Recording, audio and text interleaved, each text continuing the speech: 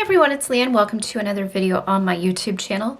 Today I want to show you a product that I've been using for a little while now, and that's my Posca pens. So these I got as a gift from my sister. I have been using a Posca pen in my watercolor art. So I have a white one, and I usually use this to add in highlights at the end of my work. And so these are acrylic-based markers. And so I thought it would be fun to actually get some more colors and try doing full illustrations just with the Posca pens. They're opaque and they're really fun to use. And so I thought this would be a fun exercise to go through and show you the colors, what they look like, swatch them out, and maybe we'll do a little drawing. I can show you some examples of art that I've done with these also. So let's take a look.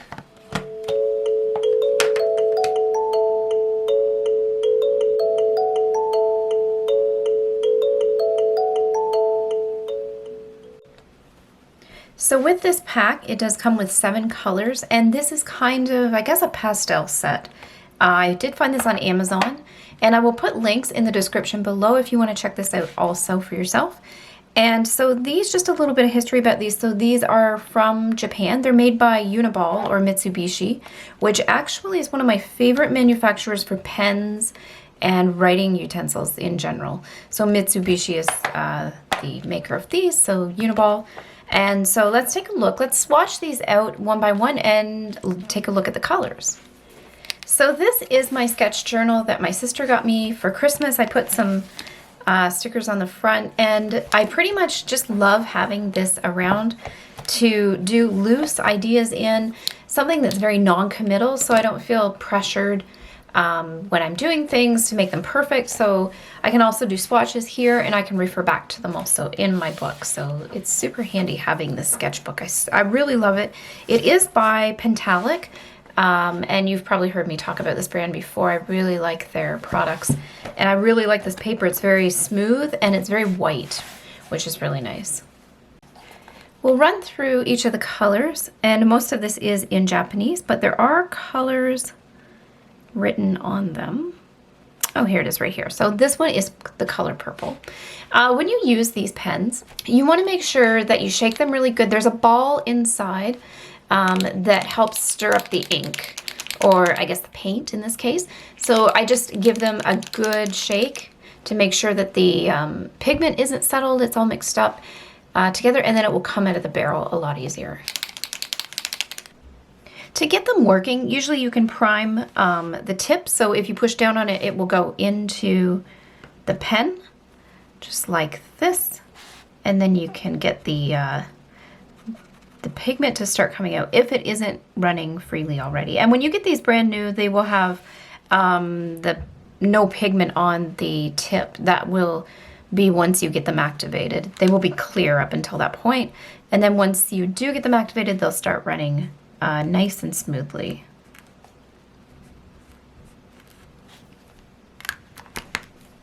And this color is light pink.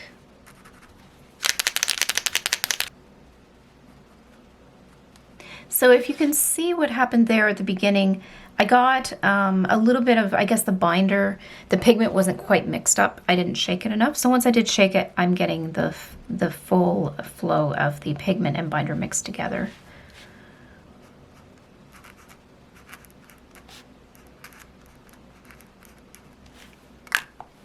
And this one, which is also so pretty, is called Coral Pink.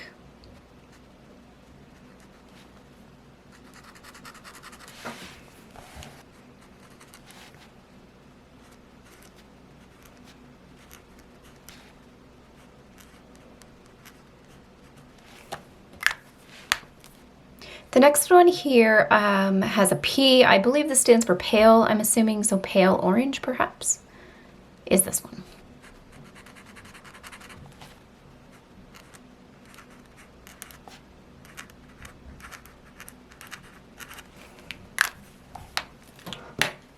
And the next color again has a P before it, I think again pale, and in this case yellow.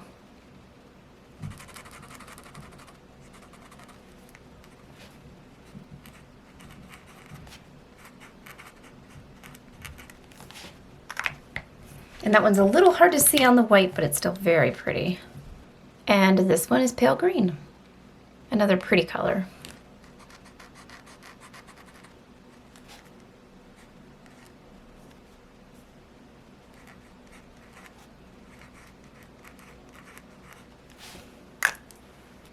And the last one in this set is Sky Blue.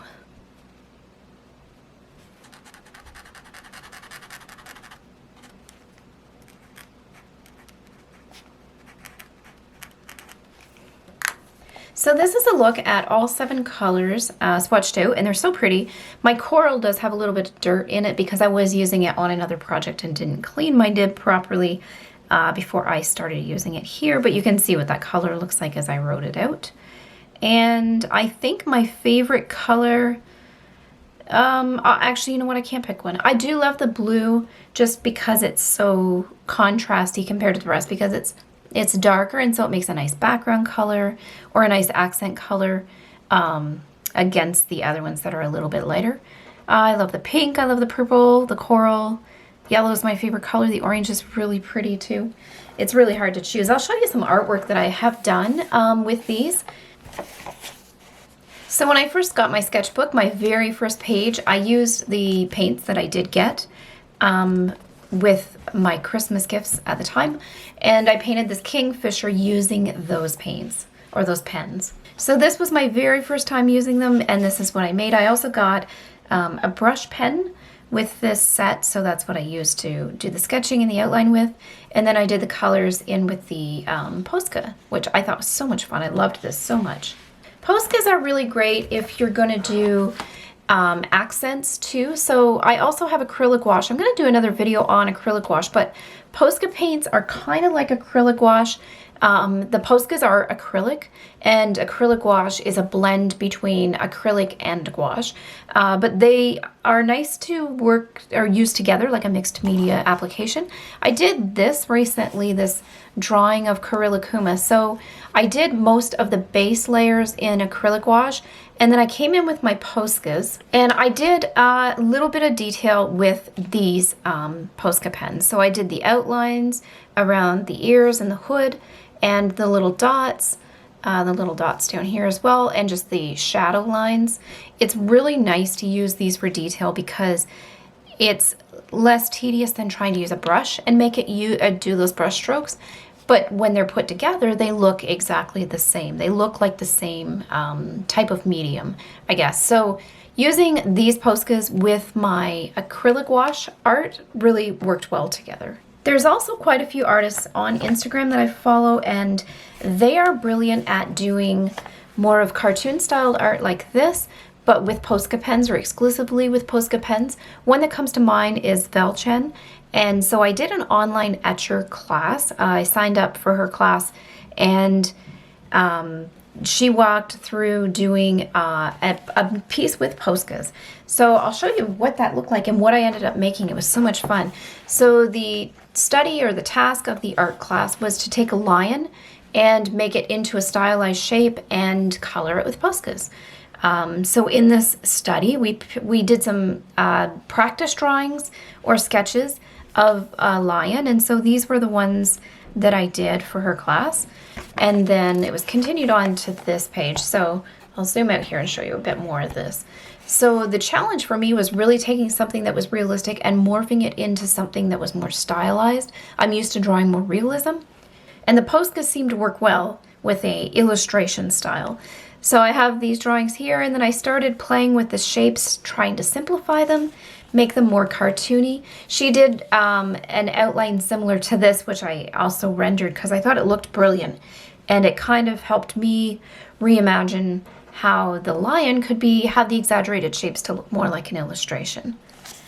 I eventually settled on this drawing, and so the lion here is standing out on a hilltop or like a cliff and looking out over a ravine, I'm imagining, and this would be like the sunset in the background.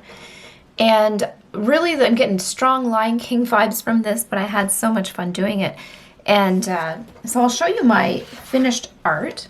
At the time, there for this class, when I signed up, they had a list of recommended Posca colors to get, and I ordered as many as I could online. I couldn't find them all at one location, so I had to order some from one art store and some from another art store. Some I couldn't find. I thought I would just use something I had that was similar, and they didn't come in time for my class, so I ended up using my pastel collection, which I think turned out really good because I really like the balance of colors. So this was the art that I created, and doing the layers, there's some things I'd probably change in hindsight. Maybe the colorings of the layers of the rocks look like we're looking up at the shadows instead of down, which I would probably change. But otherwise, I thought this turned out so nice and was just so relaxing and fun to color in the shapes. I can't tell you how much I enjoyed working on this, and I was kind of sad when it was done because just coloring in the blocks of color, it's like a coloring book almost. Once you get the drawing done and you come in with the Poscas and you start coloring in the shapes and filling them in, it's so therapeutic and relaxing. I enjoyed this so much. So here's a look at the detail. I had a lot of fun too adding these kind of bevel lines and really thinking about the shadows on those, trying to make it look more like glass, I guess. It was just something that came out in my sketch when I was transferring it to the paper, and I decided to keep it. I thought it was really neat, and so I kind of wish that I had made the lines thicker so they're more pronounced, but at this point I think that I shied away from it because I wasn't sure if it would work, and I was nervous to draw like this because this isn't my typical illustration style, but coming in and filling it in with the Poscas allowed me, especially with Poscas, to get these fine lines and these details, which I thought was so much fun. This is also done on a watercolor paper, and so that's what the artist recommended in the class as well. You could also use mixed media, cardstock, something like that. The Poscas are like acrylic. They're basically acrylic, so they don't bleed through the paper. They hold well onto the surface of many papers for sure. With this also too, I did a color study. You can see me kind of playing with some color options and balance for that. So that's some of the art that I've done, and as I mentioned, I've also used the white Posca to put highlights into the art that I've made with watercolor. I have this piece here of watercolor paper. This is cold press, so it's got a bit of texture to it. I don't have any hot press at the moment. I think a hot press would be ideal, but I'm going to do a quick drawing and just show you an example of making some art with the Poscas and what that looks like. So I got this little Korilakuma pin from Japan recently, and so I thought this would be really cute to draw because it's very cartoony, which fits to the illustration style that the Poscas work really well for. And yeah, I thought it would be really cute. So let's take a look and do a quick drawing. We won't do any masterpieces, but let's try some sketches and see what this looks like.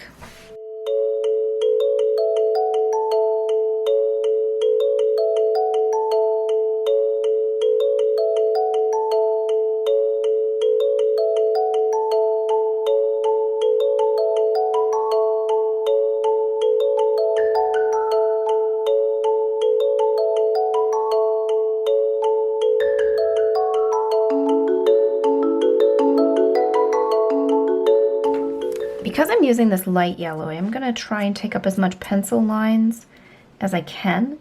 The acrylics are opaque, but it is a lighter color, so it might take a few layers to cover up, and if I can just take off a little bit of graphite to prevent having to do that too many times, then that's probably the better idea here. My outline is a little wet, and you can see I smudged it over here. I will be able to clean that up with the other colors, but I'm just trying to very lightly get in there and edit it a little bit. A few things about the Posca pens. So as I mentioned, they are acrylic based. They dry in a matte color, so not common of acrylic paints. Normally you'd be used to seeing a shiny finish. These have a matte finish, but that's also why they work really well with both watercolor, which obviously dries matte, and the acrylic wash that I like to use them with as well dries matte also. So with both of those mediums, you can mix the Posca pens with them, and it's hard to distinguish the difference between using a Posca pen and using either watercolor or the acrylic wash, which I really like. And I guess in the case of the highlights, especially with watercolor, it is, as you know, really hard to preserve highlights, and so it's nice to bring in those accents at the end. I don't mind using mixed media in my watercolor art. Some people prefer to just stick to one medium, which is fine. For that case, you could use masking fluid to protect the white areas of your paper. But having a Posca pen and being able to come and quickly drop in color at the end is such a time saver, and it's a peace of mind too. It's not having to worry about every time you add watercolor to your paper if it's going to destroy what you're trying to preserve. So now I think for the kitty here, I'm going to use pink, obviously. For the body, I think that would make the most sense. One note about the coral lines that I put in, those are detail lines and they could easily be added at the end. They don't need to be done first because it's the hardest to protect them because they're thin and they're delicate. But the other alternative is you could go over them once you're done. I like to add them first just because if I'm not coloring over top of another color, they really get to lay nicely on that white paper and you get to see them in their purest color. So that's why I like to put those first, and it kind of gives me a guide to have the color blocking already outlined so that I just got to fill in the shapes, which again, as I mentioned, is very therapeutic and it's just like coloring in a coloring book at this point. It's just making sure that you keep nice even brush strokes and puddles of color coming in evenly so that they dry nice and flat. Now with Poscas, don't expect a perfect finish. They don't level very well because they dry quickly and it's a thicker medium. So you're not going to see perfect flat layers, but that's okay. I like that it has this texture to it when it's done. It gives it a lot of character. If you were to photograph this artwork, I don't believe that you would really pick up that irregularity as easily, but it is nice to see because it makes it look more raw or pure, I guess. Something you could do too, which I probably should have done, and if this was a piece that I was spending a lot of time on, I definitely would do, is come in with a kneadable eraser before you begin working with your Poscas to pick up any extra graphite. So it will, actually let me grab some and I'll show you how that works. So I have a Tupperware widget container. I'm not quite sure what they're called. I always mess that up. I do have a video short about these though, where I do talk about them. They're pretty cool. So I keep my kneadable eraser in here because you have to keep them in an airtight container or they'll go hard. You can see this one's nice and soft. So you just stretch it like Play-Doh or gum and work it up and kind of get it warmed up, and then you can just roll it around on the paper and it will pick up the graphite. So I like to just blot it. You can rub it as well and it'll pick it up like an eraser. I don't generally like doing that because I find it will sometimes erase the entire line. It works really well. And so I just use it to blot a whole bunch of times, picking up graphite, and you can see the lines getting a lot lighter. And so you could do this before you do your work, and so it just makes that line a lot lighter, and you can still see it, of course, and it doesn't show through as much under the markers, or under the pens, I should say. So that's a look at what it does. I'm not going to do the whole one. I've picked up some of the bulkier parts, I guess. I think for this part, to delineate the head from the body, I'm going to add a shadow in there, and I'm going to use the purple to do that. And this will help separate the two elements and create some elevation of foreground and recessed background, I guess. Maybe we'll do a hard drop shadow back here.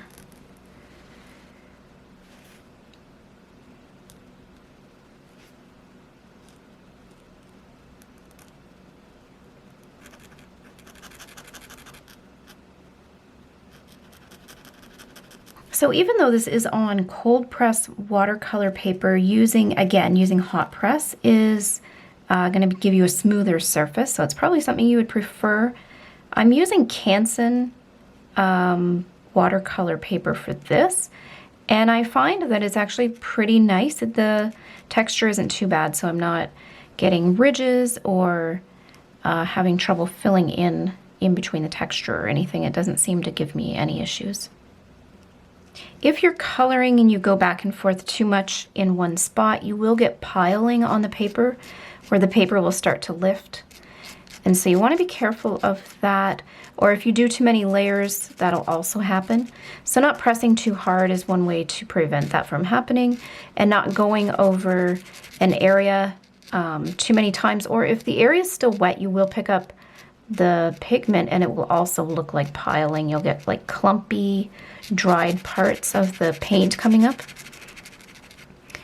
And so, I mean, it happens with Poscas. It's almost inevitable, but just having a lighter hand and trying to go over it once while it's wet and keeping an even flow like this and carrying the puddle of paint upwards to fill in the shape and not letting it dry in one area too much. It seems tricky, but it's not. And you can get different size Posca pens also, so you don't have to get the fine tip like I have to fill in a big space like this. You can get larger sizes of nibs, and they will do the same thing in a broader stroke. And you could save your fine tips for detail, for instance. Another tip too is if you're having trouble getting the marker to flow or the pen to flow really nicely, like these ones I've used a couple times now, or a few times, and I've got them working really well. But at the beginning, when you're priming them and you're pushing down on the tip, it sometimes can be stubborn to get going nicely. So if you're having problems with that, I would recommend just keeping a piece of paper or a cardboard beside your artwork that you can just punch down and get it flowing as you're working. Usually I'll grab something out of the recycling box, like a Kleenex box, like cardboard from a Kleenex box or something, and that seems to work pretty well. When this part dries, I will add some defining lines in the bow to separate the overloop from the edges, the bow edges, and add some fold lines for the shadows also. I do have a brown Posca. This one is just called brown. So I'm going to use this just to do the facial features because Karilikuma does have brown eyes and details. And this one, again, this pen that I have here is a little bit thicker, so it is harder to do these details, and I have some artifacts coming onto my tip there. So I'll just take those off on a spare piece of paper. And anything I don't get perfect here, I'm going to come in and clean up with the white Posca. So the nose is a little weird, but I can clean that up after it dries. The fun part about doing these drawings, it's a little bit different because I like just sitting and kind of just letting my mind drift and do them subconsciously, and they're very different from watercolor, so it gives me kind of a break from if I'm stuck in a creative rut, or maybe I'm just not inspired to paint. Sometimes I'll go into my Poscas or my acrylic gouache and just make something like this that's totally different than what I normally make, and it's a nice break. So here I'm just going to go through and make the lines a little bit thicker so they're a bit more pronounced. Sometimes I do like to do just broken contour lines on the outside of the form or figure, which is something that I did in my last art piece that I showed you. So you can see here how I did kind of the contour lines and left some broken open spaces. And so I'm kind of just doing the same sort of idea here. Normally I would do it favored on the shadow side if I'm using a darker color, but not really putting too much thought into this right now. Just kind of something that can help support the shape. And the nice thing too about the Posca is, if you notice that I'm going over some areas that I've already outlined in one color and kind of putting them with a white highlight instead, because I've decided to come in with the white and I'm changing my mind about where I want the lines to be, I guess. So it's nice that you can have that opportunity to just go over whatever you want to change. In watercolor, you don't have that. So this is another part of the medium that I really like. So I'll just add some of these hash mark lines just to kind of imply the fur.